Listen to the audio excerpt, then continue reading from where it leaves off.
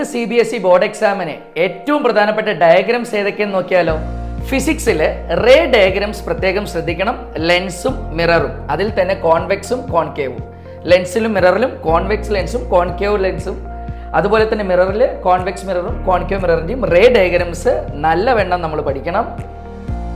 അതേപോലെ human eyes structure, dispersion of light through prism, electric current, അതിൽ Ohm's law experiment, magnetic field lines of bar magnet. ഇത്രയും diagrams നമ്മൾ തീർച്ചയായും ഫിസിക്സിൽ പഠിച്ചിരിക്കണം. ഇനി ബയോളജിയിലോ human digestive system, respiratory system in humans, അതിൽ പ്രത്യേകിച്ച് സ്ട്രക്ചർ ഓഫ് എ ന്യൂറോൺ ഏറ്റവും ഇമ്പോർട്ടൻ്റ് ആണ്.